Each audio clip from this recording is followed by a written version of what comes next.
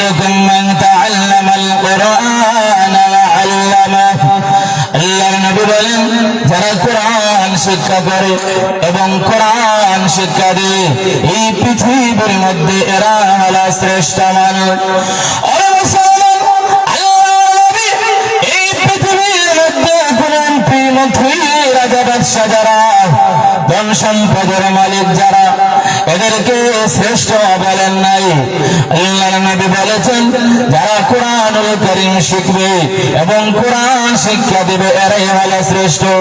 এই কোরআনুল কারীম শিক্ষা করতে গিয়ে এই সমাজের মধ্যে যদি একজন কুলিওয়ালা ঠেলাওয়ালার ছেলে কোরআনুল কারীম শিক্ষা করে, একজন সাধারণ কৃষক মানুষের ছেলে যদি কোরআন শিক্ষা করে, এই কোরআনের এত দাম, এত দাম, এই কোরআনের বরকতে মহান আল্লাহ এই কম দামা মানুষের দাম আল্লাহ বাড়াবেন। সুরে বলেন সুবহানাল্লাহ।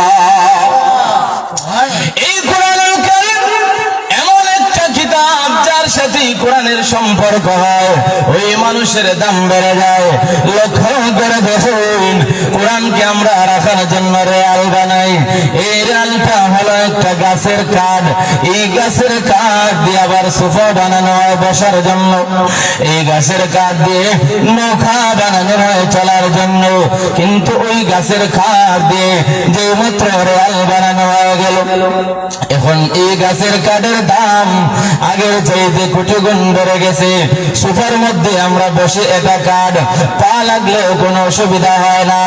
কিন্তু যে মাত্র রেয়ালের মধ্যে পা লেগে যায়, এমনি মানুষেরা রেয়ালটাকে মুখে লাগায়, রেয়ালটাকে বুকের মধ্যে লাগায়।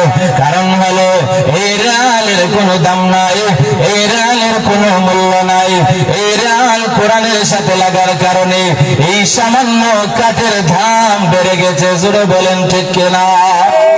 ঠিক তদ্রুপভাবে এই পৃথিবীর জমিনে যে সমস্ত আল্লাহর বান্দা বান্দীরা কোরআনুল কারীম শিক্ষা করবে, সমাজের গরিব মানুষও যদি হয়, মেহনতি মানুষও যদি হয়, একজন নিম্ন শ্রেণীর নিম্ন বংশের মানুষও যদি হয়, আল্লাহ নবী বলেন বংশে দেখার প্রয়োজন নাই, মানুষের চেহারা ছবি দেখার প্রয়োজন নাই। এই কোরআনের বরকতে মহান আল্লাহ এই মানুষটাকে দুনিয়ার শ্রেষ্ঠ মানুষ বানায় দেন। জুড়ে বলেন সুবহানাল্লাহ।